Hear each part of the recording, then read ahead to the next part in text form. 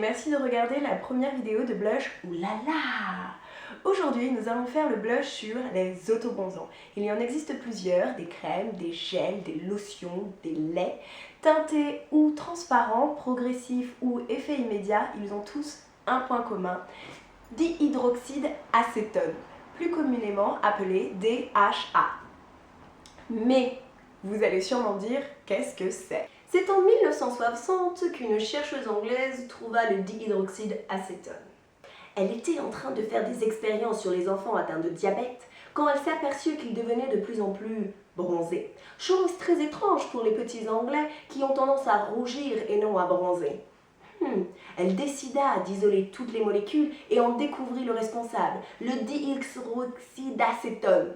Ce n'est pas forcément très facile à dire. Recommençons. Dihydroxyde acétone. Et voilà, nous le tenons.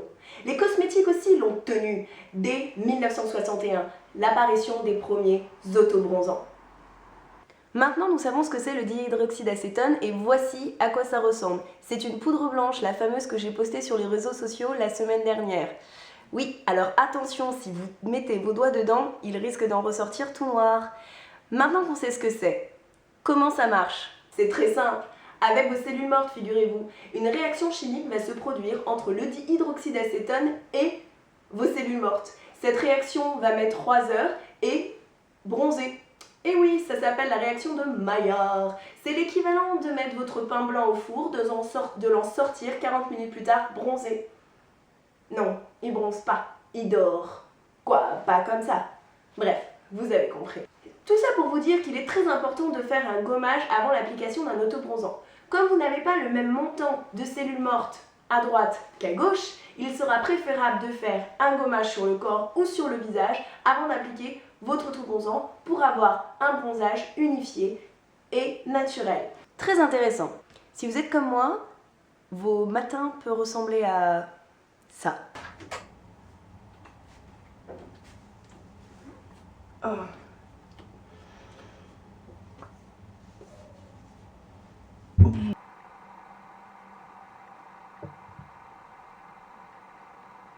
Oui, pas très joli. C'est pour ça qu'un autobronzant peut être utile à ce moment-là, puisque tout de suite, vous allez avoir un effet bonne mine, naturel, même si vous n'avez pas votre maquillage. Donc vous serez beaucoup plus dynamique à affronter votre journée.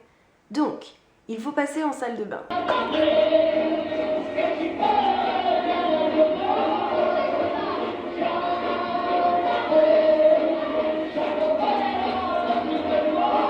Très intéressant.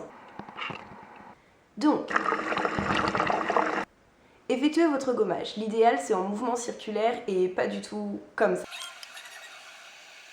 On dit toujours, faites des mouvements circulaires par-ci par-là pour bien tenir la peau.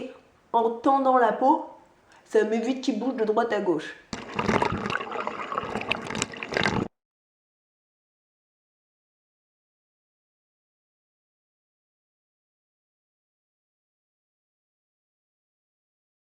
Si vous voulez appliquer de la lotion auto-bronzante sur tout votre corps, pas de problème. C'est un produit pour le visage et le corps. Par contre, je vous conseille de faire attention aux coudes, aux genoux et aux talons. C'est des zones beaucoup plus sèches et vous allez forcément avoir une coloration beaucoup plus foncée qu'ailleurs.